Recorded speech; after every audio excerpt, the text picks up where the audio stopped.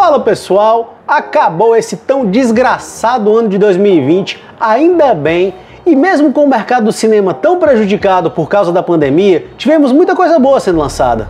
Então, finalmente vamos para a lista dos melhores filmes do ano passado, lembrando aqui que as escolhas são 100% pessoais, podendo você concordar ou discordar à vontade. E como toda lista pessoal, optei por atribuir como critério escolher apenas filmes classificados como de 2020 e aptos para disputar as principais premiações em 2021.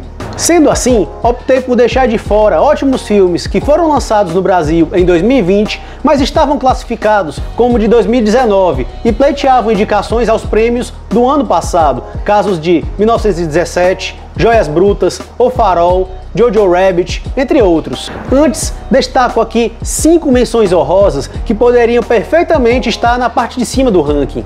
São eles: Relíquia, Relic, de Natalie Erica James, A Vastidão da Noite, The Vast of the Night, de Andrew Patterson, O Diabo de Cada Dia, The Devil All the Time, de Antônio Campos, A Voz Suprema do Blues, Ma Rainey's Black Bottom, de George C. Wolfe, e Resgate, Extraction, de Sam Hargrave.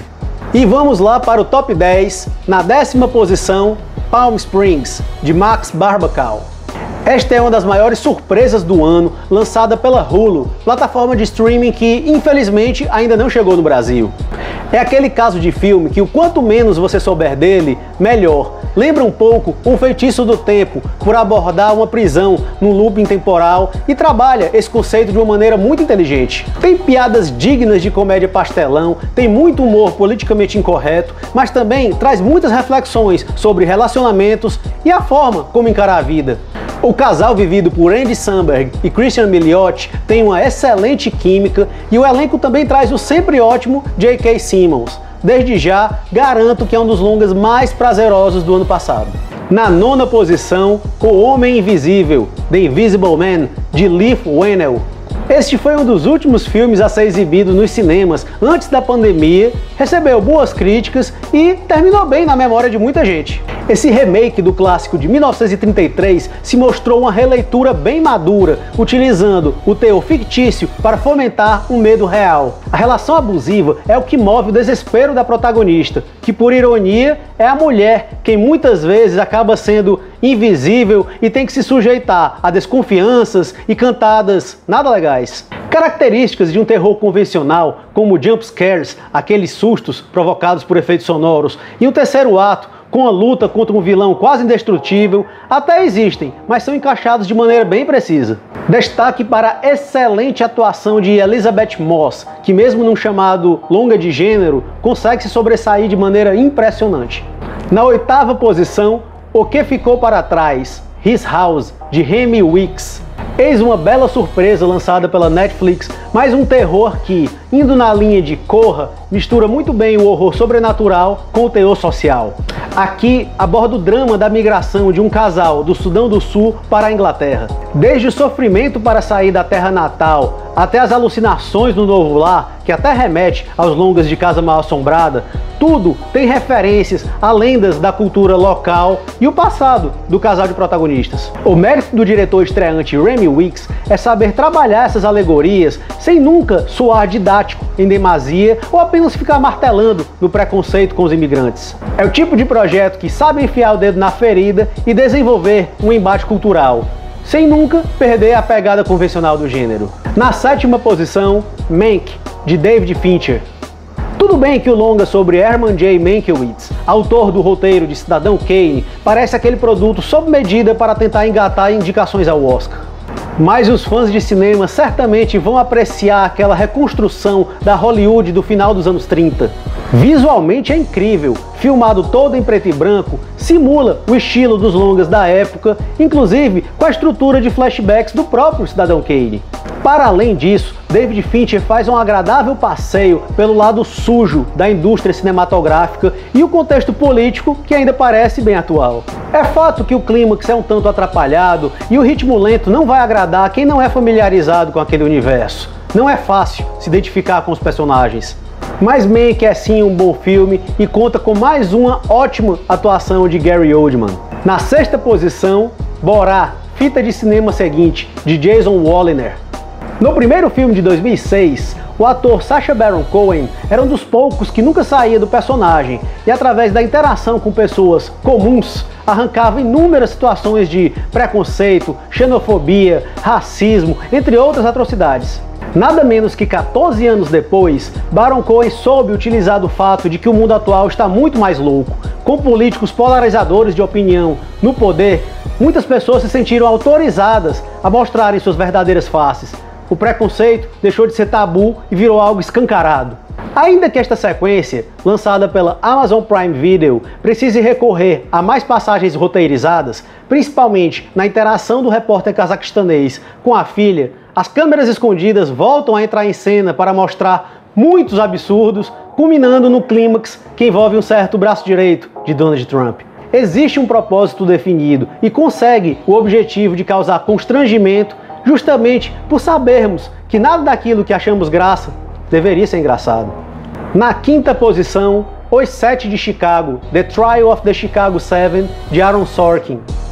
Trazendo um recorte de um episódio marcante da história dos Estados Unidos, a Convenção Nacional Democrata de 1968, esse longa da Netflix consegue abordar as artimanhas do governo para manipular um julgamento, transmitindo a ideia de falsa democracia. Chega a ser engraçado de tão absurdo quando o juiz aceita um protesto antes do promotor tomar a iniciativa ou quando os réus zoam que algo vai ser indeferido antes do juiz anunciar a decisão. O elenco é cheio de nomes de peso, como Eddie Redmayne, Mark Rylance, Michael Keaton, Yahya Abdul-Mateen II, além do Sacha Baron Cohen, que funciona muito bem como alívio cômico. Tem momentos um tanto novelescos, cheio de falas e situações que não soam naturais, mas também é cheio de socos no estômago, com situações que parecem apenas privar quem defende a vida. Situação bem condizente com o que vivemos hoje em dia. Na quarta posição, Destacamento Blood, da Five Bloods, de Spike Lee.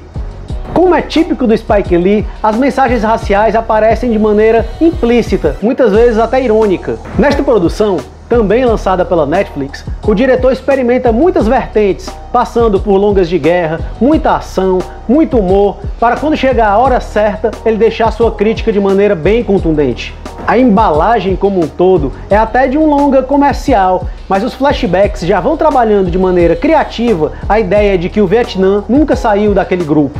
O ápice é quando o personagem do Delroy Lindo, espetacular, diga-se de passagem, quebra a quarta parede. Ali é o próprio Spike Lee mandando o seu recado de maneira direta para o espectador. Claro que aparecem imagens reais que servem para fomentar a ideia de que o mundo precisa de reação. Um exemplo disso é o movimento Black Lives Matter, devidamente referenciado no longa. Na terceira posição, Estou Pensando em Acabar com Tudo, de Charlie Kaufman. Quem conhece os trabalhos de Charlie Kaufman como roteirista, como em Quero Ser John Malkovich, Adaptação e Brilho Eterno de uma Mente Sem Lembranças, sabe que o seu estilo não é nada convencional. Nesta produção, também lançada pela Netflix, ele volta a abordar desilusões amorosas, desta vez de uma maneira cheia de devaneios e subjetividades. A maioria dos diálogos mudam de rumo e de sentido de maneira brusca, os personagens mudam de visual de uma hora para outra, tudo isso propositalmente para causar um desconforto condizente com o estado emocional dos protagonistas. Mesmo com o próprio Kaufman utilizando elementos para massagear o próprio ego, o filme é um mirabolante e melancólico estudo sobre relacionamentos, zona de conforto, imaginação deturpada e a velhice. Não é fácil de ser apreciado, mas para quem está disposto a desvendar tantos códigos, pode ter uma experiência existencial bem produtiva, mas não necessariamente feliz. Na segunda posição, Soul, de Pete Docter e Kemp Powers. E aqui temos a Pixar novamente na sua melhor forma, conseguindo emocionar e trazer reflexões sobre a vida num formato que também agrada as crianças. A parte gráfica continua impecável, com a preocupação de não sobrepor a história. Aquele ar etéreo, sem muitas cores, do pós-vida, a um contraponto a uma Nova York bem urbana, é lindo de se ver. É bonito como os conceitos de vida após a morte são abordados para o público em geral. E por mais que o longa recorra a piadas e situações para não fugir da proposta de ser para todas as idades, as lições para aproveitar as pequenas coisas da vida é trabalhada de uma maneira muito emocionante. Sem falar da trilha sonora, em que a magia do jazz parece ir se moldando de acordo com a narrativa. Soul é mais um exemplo de que temos que ser gratos pela existência da Pixar. Obrigado, Pixar. E na primeira posição, O Som do Silêncio, The Sound of Metal, de Darius Marder.